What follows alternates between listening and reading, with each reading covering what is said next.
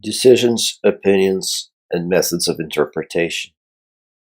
Now, in this video, I would like to talk about the different types of decisions and opinions the Supreme Court makes. Decisions can be unanimous, majority, and drawn. In a unanimous decision, every justice who voted for that decision. In a majority decision, of course, only the majority of justices have voted for that particular decision. For example, 5-4 or 6-3 or 7-2 would all be examples of majority decisions.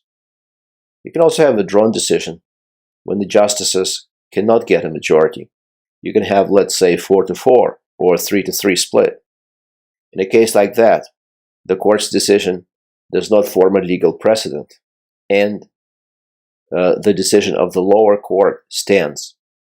So for practical purposes, nothing really is decided if the decision is drawn. Now, justices, I should mention, can recuse themselves if there's a conflict of interest or if they have previously made public statements about the case. For example, if they ruled on that case while serving on a lower federal court. Opinions are of a greater variety of kinds. For example, you can have a unanimous opinion.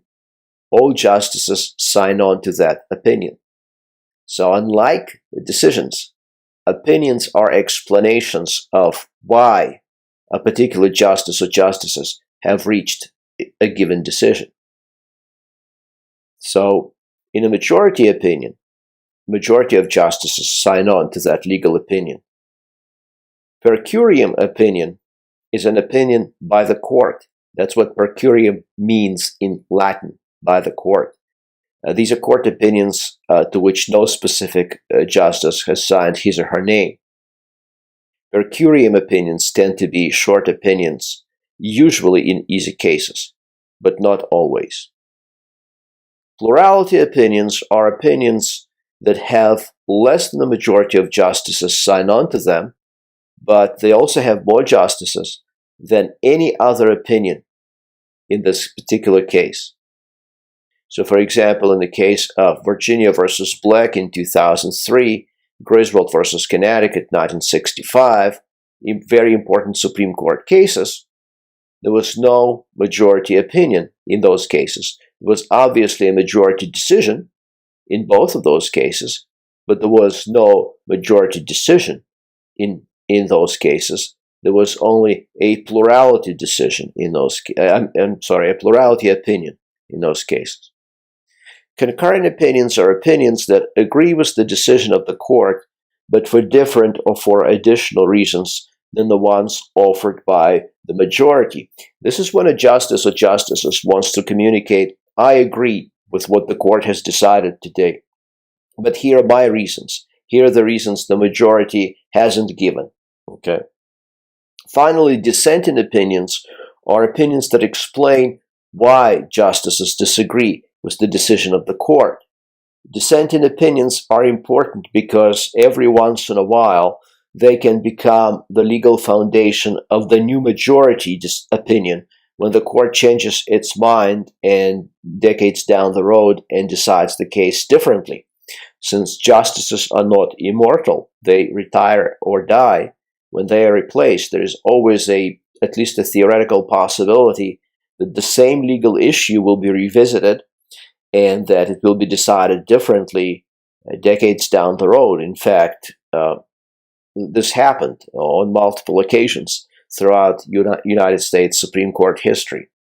Dissenting opinions are also sometimes the most interesting ones to read because they are the most vitriolic.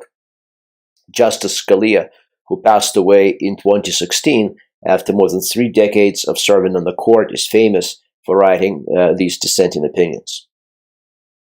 Methods of interpretation, well, there are several. Textualism is when the text itself is the most important giver of the meaning. So you try to understand what does the text mean, and in order to clarify any vague text, you would go to dictionaries like natural language dictionaries, English language dictionaries in our case, or you would look up legal dictionaries, or you would see how this particular text was previously defined in prior court decisions, or you would look at legislative definitions. What did legislatures say this term means? Originalism focuses on the intent of the framers. So, for example, if you have a vague constitutional amendment and you want to know its meaning, you want to be as faithful as possible to the original intent of the framers who wrote it. Doctrinalism is an approach whereby justices posit a doctrine in order to help them decide the case. For example, wall of separation is a doctrine, innocent purchaser, separate but equal. Many people say the words wall of separation are not in the Constitution, and they are right. Wall of separation is a doctrine which the Supreme Court posited in 1947 in the case of Everson versus Board of Education to help itself decide that case. Separate but equal, I think every school child in America at some point heard this expression. This refers to a doctrine that was used to interpret the 14th Amendment and specifically the Due Process Clause. So doctrines are verbal formulas that help justices interpret the Constitution. Structuralism is all about trying to understand the meaning of the Constitution based on the overall structure, or more precisely, the meaning of other parts of the Constitution. Example would be Barron versus Baltimore, where Justice Marshall said that the Bill of Rights does not apply to the states. How did he know? Because the states were not specifically mentioned in the Bill of Rights, and looking at other parts of the Constitution, you can tell that when the Constitution wants to address itself to the states, it specifically mentions them. Therefore, concluded Justice Marshall, the Bill of Rights does not apply to the states. Finally, we have organic law / living constitution. It's an approach which was advocated by Thomas Jefferson, even though he didn't call it that way. That term came later. And Justice Oliver Wendell Holmes was very famous for advocating it, as well as many justices in the modern era. In the 21st century, a number of liberal justices also follow this approach. It basically says that what the Constitution contains, its real meaning, is not its text. Its real meaning is not some doctrine that the judge posits in order to help interpret the text.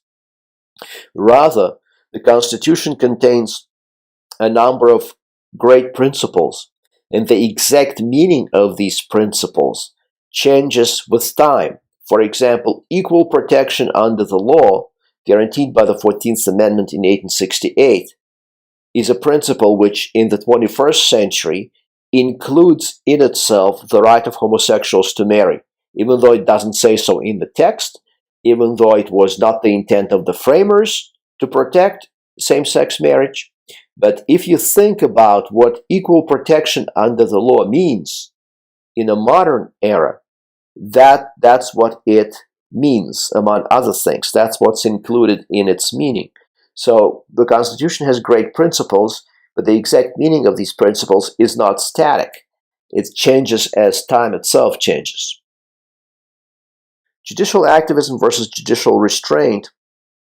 Judicial restraint is closely associated with textualism and originalism, and judicial restraint is followed by justices who say we should defer to state legislatures and also to bureaucrats who carry out the laws. We shouldn't be active in trying to strike down their actions as unconstitutional, because after all, in a democracy, it's the state legislatures and Congress of the United States. It's elected representatives, in other words, who should actually make the law. And the executive branch knows how to implement the law best. Who knows how to best, let's say, run schools or run jails, etc. Any organization that works on this particular issue in this particular domain knows best. And judges should only intervene when there's a flagrant violation of constitutional rights, but not otherwise. In contrast, organic law / living constitution approach lends itself better to judicial activism, and justices who tend to be more active in terms of striking down laws passed by legislatures and acts of the executive branches and constitutional, more often than not, find themselves to be the followers of this approach. Structuralism and doctrinalism is somewhere in between these two. Finally, politics versus methods. I would dare to say that most political scientists and legal scholars believe that judges make their decisions based on political views, particularly Supreme Court justices, and that various methods of interpretations are really rationalizations for their views that are hidden or concealed behind highfalutin legal principles and doctrines and legal speak. So this perspective is supported by the fact that justices are not always consistent about the methods they use, because sometimes they turn to a method they had previously condemned as illegitimate, and then in the very next case, or at least in the very next year, they may use that method themselves. Judges are not particularly worried about being consistent with their methodology. They're worried about deciding cases because it's their job to decide cases. Strict, intermediate, and ordinary scrutiny. In order to limit fundamental rights, the governments must have a compelling purpose, and they must use narrowly tailored means to do so. So the point one is trying to make is, throughout the 20th century, the courts in a series of cases have posited the proposition that different degrees of scrutiny should be applied to different types of rights. And there are indeed different types of rights. Some are more fundamental, meaning more important than others.